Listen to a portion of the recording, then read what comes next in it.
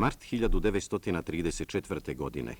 Posle 6 godina provedenih na robiji, revolucionar Josip Broz pušten je iz zatvora i prinudno upućen u svoj rodni kraj Kumrovec.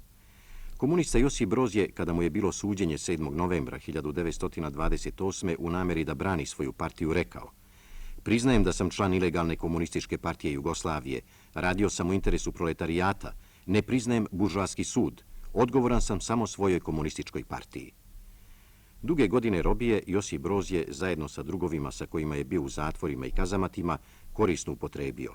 Izučavao je i prevodio dela marksizma, čitao i raznu drugu literaturu do koje je mogao doći i učio strane jezike, najpre esperanto, a zatim i engleski. Broz se pripremao za dalji revolucionarni rad koji ga je čekao pri izlasku sa robije. Ja mislim da to su bili moje, tako rekoći, bez obzira na izvesno šikanirane iz početka, naročito dok nisam bio suđen i onda lijepo u glavi, da su to moje godine kojih ja nikad zaboraviti neću, jer sam imao mogućnosti da učim.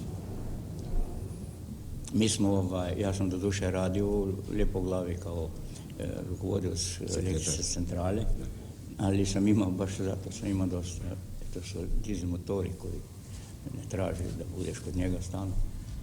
Bio je Moša sa mnom, ja sam ga dobio k sebi, on je prevodio, onda pomagao mi je mazati lagare, dakle sam ja mogao čitam mnogo Kapital, možda ja čitam na njemački, ja sam ga čitao na njemački, te knjige Diering, Anti-Dieringa, još tada na njemački ne privezao. Tako da sam ja na robiji još više u Mariboru, kad smo bili svi u jednoj sobi. To je bio Čolaković, to je bio Vujović, to je bio doktor Levi, to sam bio ja, Čolović, Trajković. Moša? Ne, Moša nije, Moša je bio tamo. Mi smo bili stalno zatvoreni u sobi, imali smo svega 1 sat vani šetnje dnevno. A sve drugo smo unutra, tako smo po 14-15 sati radili.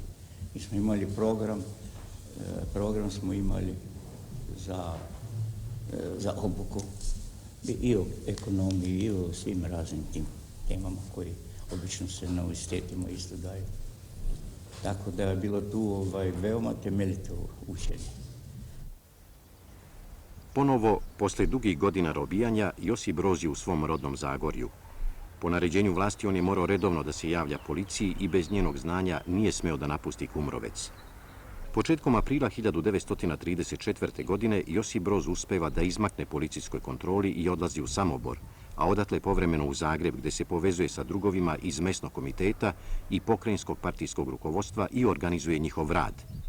Po sećanju Srđe Price, u to vreme delegata Centralnog komiteta Komunističke partije Jugoslavije u Hrvatskoj, Josip Broz, koji je dotada imao više ilegalnih partijskih imena, sada prvi put uzima ime Tito. Sa Titom je postojala veza na robi i u to vreme je pored imena Pepek bilo upotrebljavano ime Tito. To je u stvari bio prvi put da sam čuo za ime Tito. Kada je Tito izašao sa robije, drugovi su insistirali da on treba da ide u Beč, da vidi kakva je situacija u rukovodstvu i da onda na temelju njegovog mišljenja rešimo pitanje normalnih odnosa sa CK. Tada mi je bilo još jasnije koliko je poverenje i koliki autoritet je Tito uživao među drugovima. U tu svrhu bio je sazvan sastanak komiteta sa drugom Titom. Sastanak je održan u jednom stanu u Kustošiji.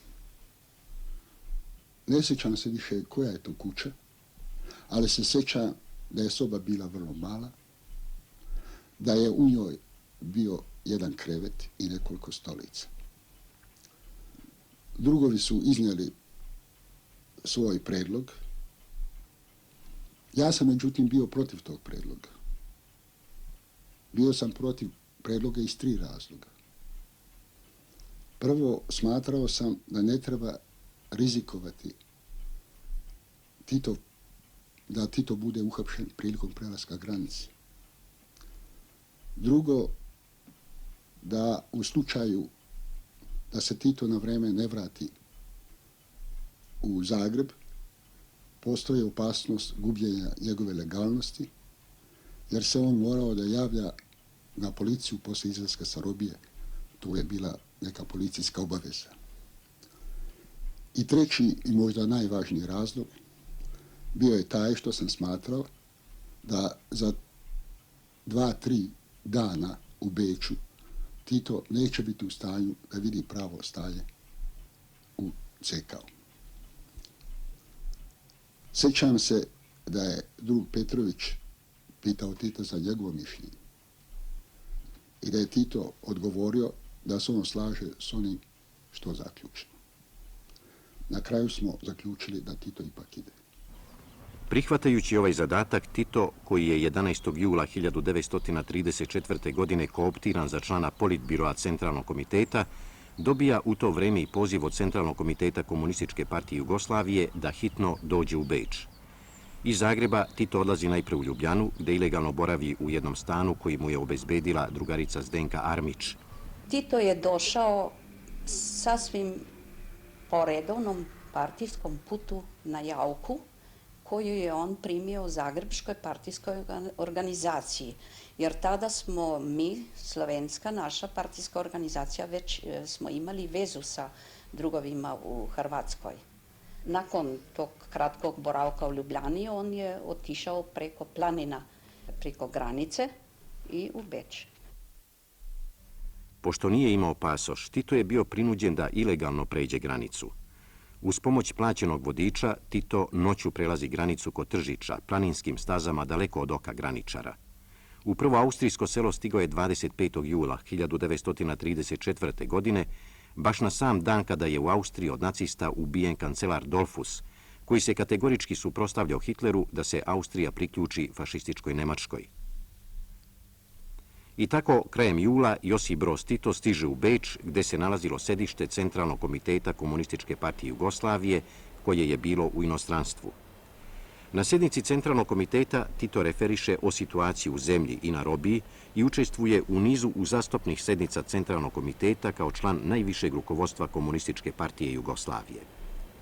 Tu u Beču Tito se sreće sa drugovima koje je ranije znao, Blagojem Parovićem i Vladimirom Čopićem, i oni su mu bili garancija da se može imati poverenje u Centralni komitet, što Tito i pominje u pismu pokrajinskom rukovodstvu Hrvatske. Ubrzo posle Tita u Beč je stigla i drugarica Zdenka Armić, koja je radila u partijskoj tehnici Centralnog komiteta. Tom prvom prilikom kad je u Beču bio, jako u sjećanju mi je ostalo i to. On je inače bio vrlo, da kažem ovako, uredno se nosio, vrlo otmeno se nosio, ukusno odeven i to. To je i bilo potrebno za naše ljude da si što manje bio upadan. Ali on je iznimno ovako fino bio odeven i fino, i kad me na neki stan kod jedne Bečlike vodio, a tamo baš smo mi primali poštu, išao je sa lepim buketom cveća. Bila je to neka sasvim veoma simpatična Bečlika, što sam i ja sa njome vrlo lepu vezu održavala za čitavo vreme dok sam bila u Beču. Poslije toga je drug Tito još jedno par puta došao u Beč i primao kurire koji su iz zemlje donosili pošte i na neke razgovore primao drugove. Pred kraj avgusta 1934. Tito se po partijskom zadatku vraća u zemlju gdje radi na pripremanju 4. konferencije Komunističke partije Jugoslavije i osnivačkih konferencija Komunističke partije Slovenije i Komunističke partije Hrvatske. Sredinom septembra 1934. Tito učestvuje u radu Pokrajinske konferencije za Sloveniju, koja je održana ovdje u Medvodama u letnjoj rezidenciji biskupa Rožmana. Odmah posle toga odlazi ponovo u Beč, gdje podnosi izveštaj Centralnom komitetu o rezultatima rada u zemlji. U Beču učestvuje u redigovanju dokumenata 4. konferencije, a početkom 1935. po odluci Centralnog komiteta Komunističke partije Jugoslavije, Tito je upućen u Moskvu na rad u Kominterni.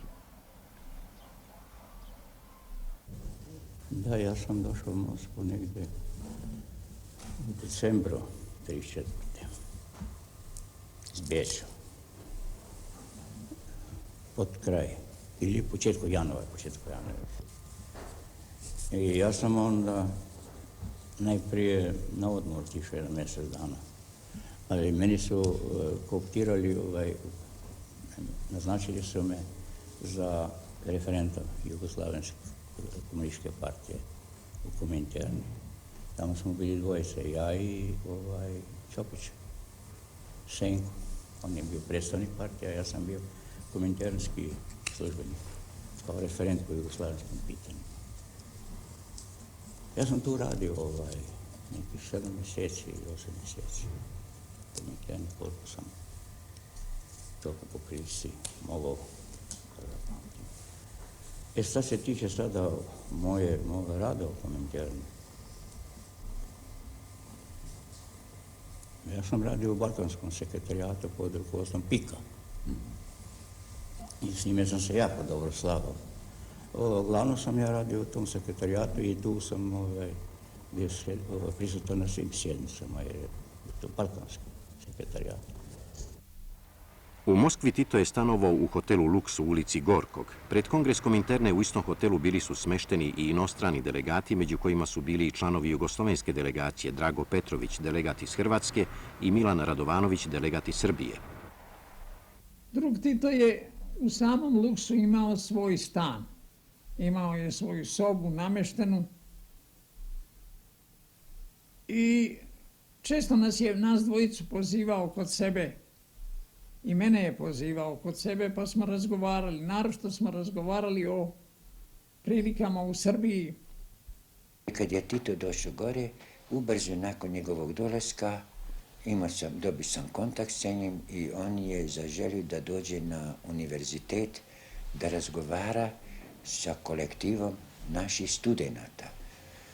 Da smo imali već samo 6 semestarskih obuku. I kad je on došao, radi toga došao, razume se, predstavljen je tu kao partijski rukovodilac, inače se ne priča ni kakve funkcije vrši i sve, i ljudi ga prihvate. Svima je bilo odmah jasno da je to čovjek iz rukovodstva. Drugo. Možda je to bilo 2-3 druga koji ga i lično poznaju. Sad, kad smo se mi sastali na taj razgovore tamo, on postavio pitanje kako se živi, šta radimo, kako smo zadovoljni tu i čime se bavimo sve i tako. On je ostavio na ljude izvanredan utisak. Ljudi su to primili kao da je to s njima čovjek s kojim su oni već dugo u kontaktu, primljen je kao ono što kažu naš čovjek, pravedan čovjek, dobar komunista, ne, jednostavan,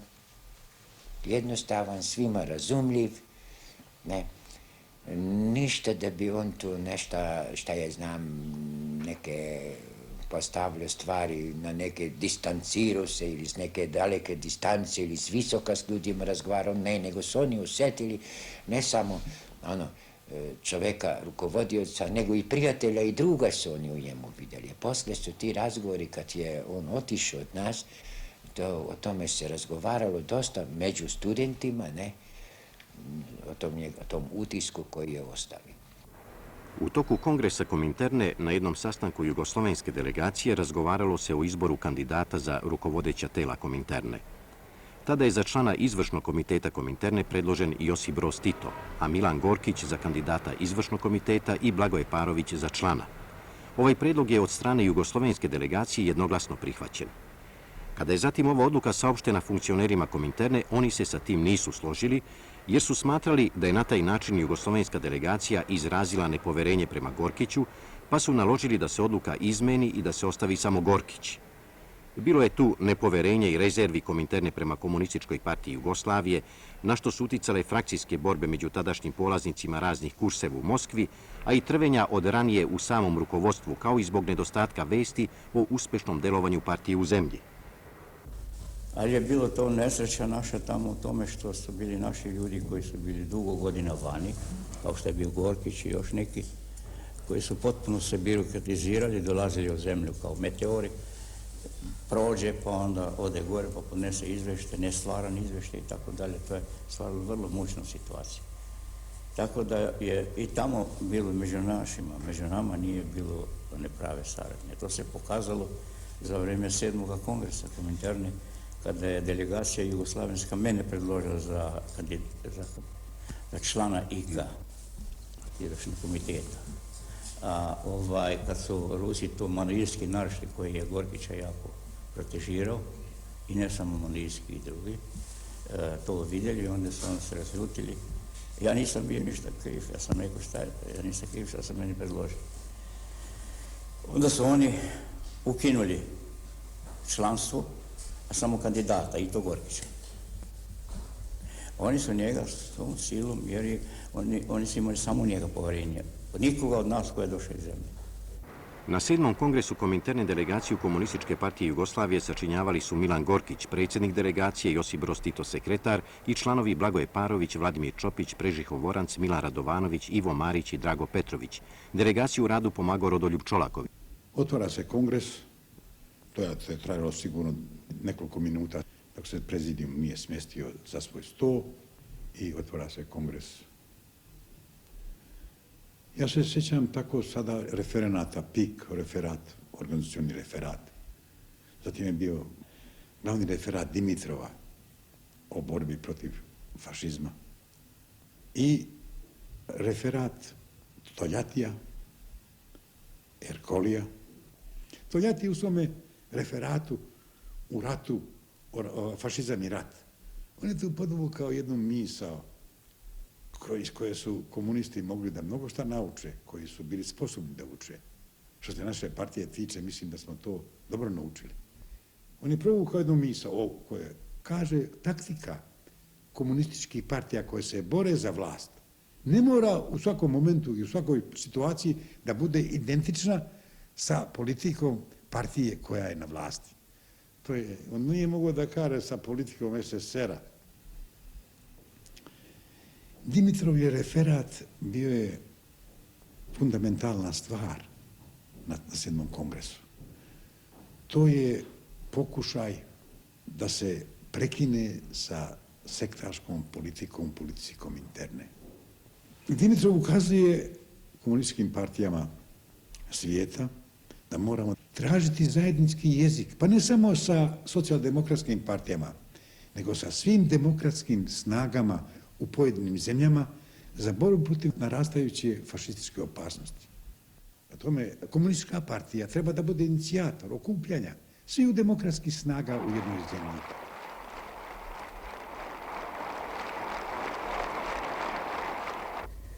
Ja sam još na vrijeme 7. kongresa Kominterne govorio u našem krugu da rukovodstvo mora ići u zemlju. Onda tamo nisu htjeli ne čuti, ni Manovilski, ni drugi. Onda sam 37. godine to postavio kad sam došao. Vrlo energično rekao, rukovodstvo mora biti u zemlji. Jer inače, van je rukovodstvo paralizirano. Ono ne pozna situaciju, ono mora živjeti u masama. I onda sam rekao da nikakve pomoći mi nećemo novčane primati. Ja hoću da se mi sami podignemo, jer jedna revolucionarna partija, kad prava partija dobro radi, ona može dobiti podršku i novčanu u svojoj zemlji, što i jesmo poslije imali, koliko smo god trebali. Ali je zato se to dosta dugo odlagalo što nisu imali povjerenje. Jer su mislili da uvijek je bolje da je dio rukovodstva van, da ga ima u ruki, lakše, jer živi na njihovom računu, ne tamo. Jer nisu vjerovali da bi, ako rukovodstvo u zemlju otide, da može da se odmetne. To je da može da jednog dana kaže do svidanja. Šta je kasnije 48. i došlo. I to je bilo glavni razlog, po mojemu. Samo je Dimitrov meni dao jako podršku da rukovodstvo fakat treba kaže ići u zemlju. Posle kongresa Kominterne bilo je organizovano za neke inostrane delegacije da putuju po Sovjetskom savezu. Jugoslovensku delegaciju predvodio je Tito, a sa njim su bili na ovom putu i August Cesarec, Drago Petrović i Milan Radovanović. Kao član Kominterne ja sam išao sa delegacijom na Ural. Bili smo u Kujbiševu, u raznim fabrikama, na univerzitetima. Mi smo tu govorili o položaju radničke klase i o našoj zemlji i o kapitalističkim zemljama, naročito Jekaterinburg, to je Sverdlovsko tada, i onda u Ufi, tim raznim mjestima. Dalje nismo išli. Mi smo imali mogućnost da posjetimo i neke zadruge, odnosno kolhoze. I to su sela siromašna, te zadruge, odnosno te kolhoze su jako jadno izgledali. U nas kako god bila jadna ova ta poljoprivreda, ipak je mnogo bolje izgledala i standard seljački sve viši. U mnogim stvarima se razočarali. I prošli smo kroz onaj kraj gdje je drug Tito za vreme rata bio u onom mlinu o kome on govori. Iz voza je pokazao, to je vrlo lep jedan kraj, pokazao jedno selo prilično veliko i rekao je, evo vidite drugovi, u tom selu sam ja radio za vreme rata i bio kao mašinista u mlinu. Jednog dana je drug Tito ispričao kako je on imao sat na sebi dole prikačen i u evropskom modelu jedan mališa stao je pred njega i rekao, vot buržuji. Mi smo se svi nasmejali, drug Tito se naravno i sam smejao. Po povratku sa ovog puta u Moskvu, Tito je još jedno vreme proveo na radu u Kominterni. To vreme koristio je da proširi svoje marksističko i vojno obrazovanje i povremeno drži predavanja polaznicima partijskih škola. Na aprilskom plenumu Centralnog komiteta, koji je održan 1935. godine u Beču, bile su donesene odluke koje nisu bile u skladu sa odlukama 7. kongresa Kominterne. Kominterna je te odluke poništila i smenila rukovodstvo Komunističke partije Jugoslavije. Istovremeno je donesena odluka da rukovodstvo Komunističke partije Jugoslavije pređe u zemlju, a Tito dobija zadatak sa posebnim ovlašćenjima da radi u zemlji. Došlo je novo rukovodstvo, zapravo politbiro njegov, u koje su ušli Milan Gorkić, Josip Broz, Franc Leskošek, Sreten Žujović i Čolaković Rodoljub. Ne čekajući sve da se to stvari do kraja raspletu, Tito je došao u Beč. Jer u Beču je bio do tada, bilo je nekoliko ljudi, bio je Adolf Muk, Žujović i Čolaković, koji su, tako reći, održavali vezu sa Kominternom i ponešto se odazivali na pitanja iz zemlje, slali određene materijale u zemlju. Tako to je bio neki punkt, ne možeš kazati da to bilo neko rukovodstvo. Ja sam stanovao tada u Deblinger štrase, tamo smo se sastali u blizini, znam, sretali smo, tu čini se njihova željeznica, Stadtbahn takozvani. Sjećam se tutnje vagona i to takih detalja se čovjek sjeća. Poslije su sastajali u kafanama bečkim. Onda je došao ubrzo Gorkić, negdje u decembru, i poslije jedne sedmice i dviju sedmica Tito je otišao u zemlju sa konkretnim zadacima. Dok generalni sekretar Gorkić ostaje i dalje u inostranstvu sa pravom veta na sve partijske odluke u zemlji, Tito se vraća u zemlju. Njegov prvorazredni zadatak bio je da stvori uslove za formiranje rukovodstva u zemlji i da rukovodi radom partije.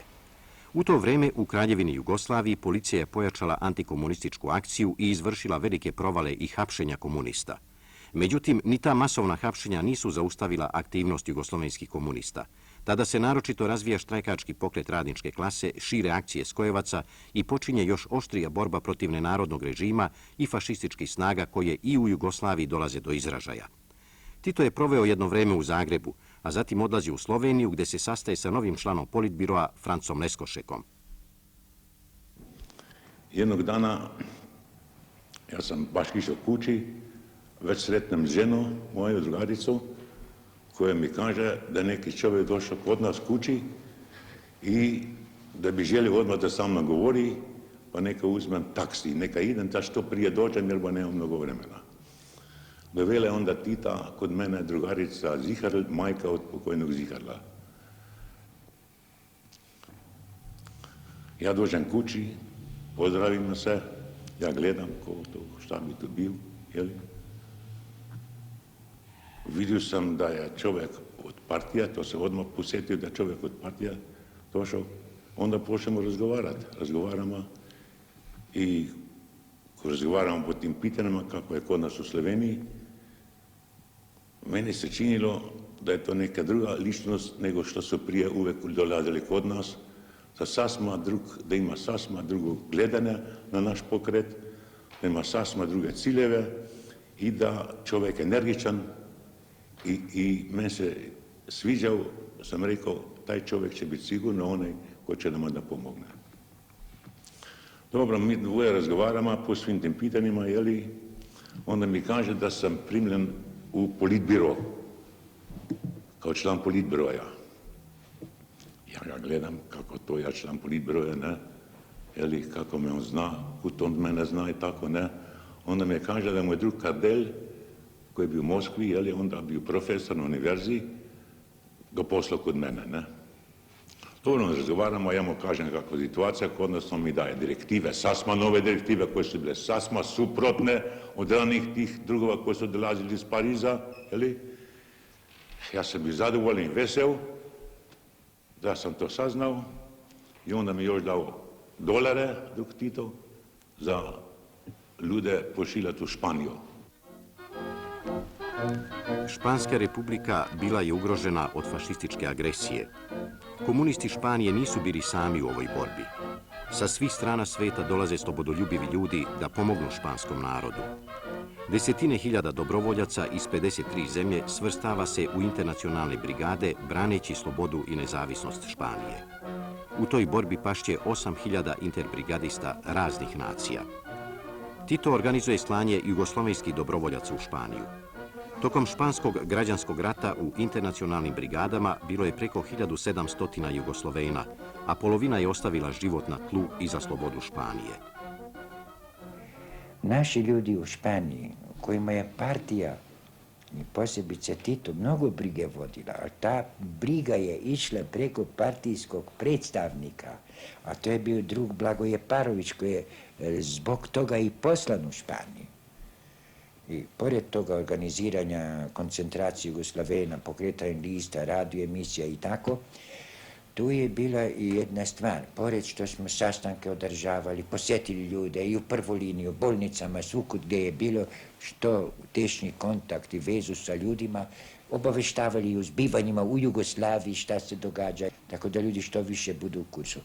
I kakva se sudbina, čega se rješava tu u Španiji, da je tu granica između mira i rata na Sierra Guadarrami, ko ne želi nevolju svome narodu, treba da brani Špansku republiku, jer time branimo i svoje zemlje, svoju zemlju, svoj narod, jer je fašizam već u jakoj agresiji.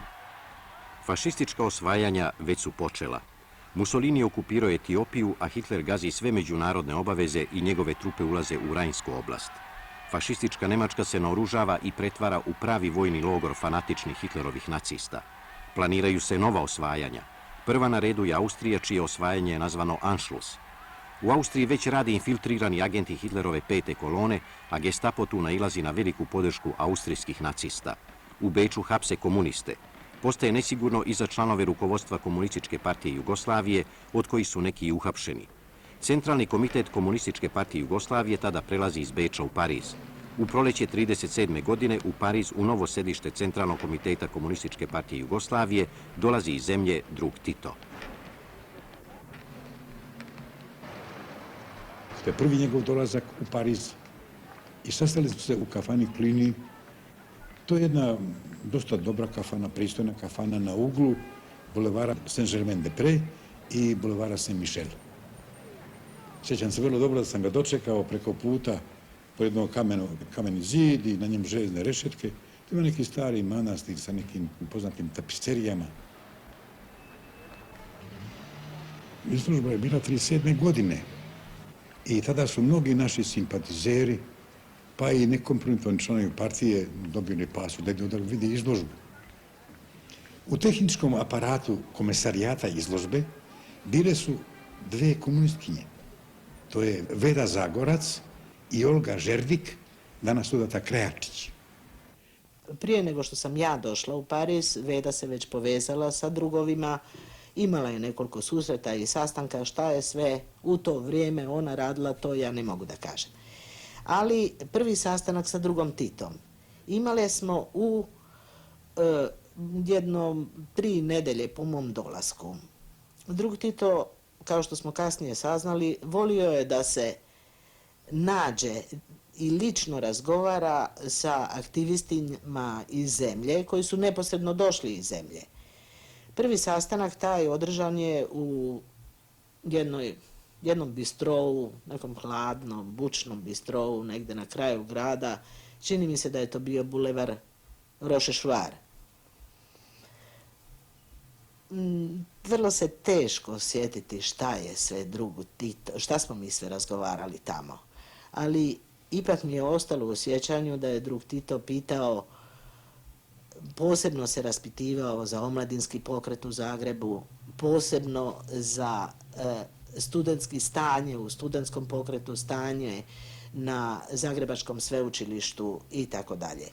Posebno je to pitanje bilo interesantno zbog toga što je još uvijek u Zagrebu na sveučilištu vladala izvjesna zbrka, jer je još 1935. godine je raspušten SKOJ i tu je izvjesno pogrešno tumačenje bilo u ulozi SKOJ-a i tako da je dolazilo do razmimoilaženja između i nekih članova partije ili rukovodstva i bivšeg rukovodstva SKOJ-a o rukovođenju omladinskim aktivnostima.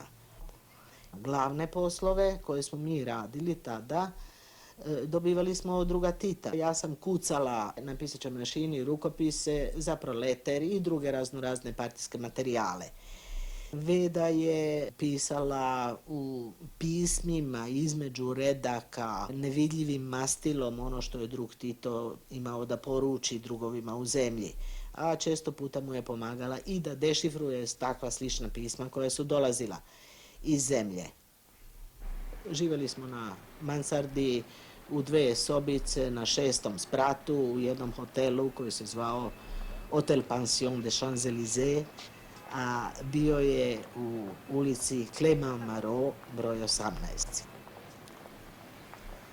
Tu smo održavali i sastanke, ali smo znali sastanke da održavamo i u ponekoj kafani. Čini mi se da je bila među ostalim i kafana Royal blizu opere.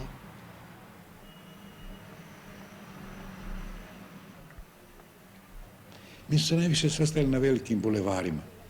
Naprimjer, u kafani La Napolitaine. To je, čini se, bulevar des Italiens. Evo, ovo je Rue de Bernardin u latinskom kvartu. Tu sam stao u jednom malom hotelu, ne mogu se sjetiti kako se zove, a do mene može biti ta jedna kuća između toga hotela i drugoga, taj se zove Hotel Monge, koji je stanovao Tito. Ali ja nisam znao da on tu stanuje, niti on znao da ja stanujem u ovom hotelu. Mi smo u Parizu, kao ilegalci, živjeli sa lažnim pasošima i odsjedali u hotelima. Prijavimo se, možemo da ostanemo i 2 mjeseca, tada je bio vrlo liberalan režim za strance. Ali, svejedno, bez obzira na sve to, niko od nas nije znao gdje ko stanuje. To je znao samo određen čovjek iz centralne tehnike koji je mogao da nas pokupi sve, ako je bilo potrebno. Ali mi nismo znali gdje ko stanuje. Tako da sam se jedno jutro iznenadio, kad sam doznao da Tito stanuje odmah u mom susjedstvu, tako reći, da jedan do drugog stanuje. Nikad se slučajno nismo sreli. To jutro, to je bio mart 1937. godine, trebalo je da je njemu nešto dam. I odem tamo, rekao, komšije smo, a nismo znali. Drug Tito je bio vrlo zaposlen i on je uvijek tačno dolazio na sastanke, ali imao je i tačno odmjereno vrijeme za sastanak i tačno i odlazio. Međutim, i pored svega toga, on je našao vremena da s nama, sa Vedom i sa mnom, ponekad pođe u šetnju. U nedeljna prepodneva uzeo nas je tako pod ruku, jednu s jedne, drugu s druge strane i krenuli smo pomalo bezbrižno kroz parijske parkove i šetališta i proveli negdje 2-3 časa. Na tim šetnjama drug Tito je bio sasvim drugi čovjek. on nije volio da razgovara o ozbiljnim stvarima, volio je da se šali, pričao je dosta o svom zarobljeništvu u Rusiji, naročito o boravku kod Kirgiza. Pričao je osim toga ponekad i o svom rodnom Zagorju. Onda su sastajali na Montparnasu, u stanu jedne holandske novinarke, Tilly Visser. Ona je bila udata za jednog našeg zemljaka, Zdenka Rajha. Sada u ovom stanu živi francuska lekarka dr. Solange Pedarcy, koja je tek prilikom ovog snimanja saznala da su u ovoj kući održavane sednice CKKP-u. Ja sam Solange Pedarcy, po zanimanju sam lekar. Živim ovdje u ovom stanu sa svojim mužem i ćerkom.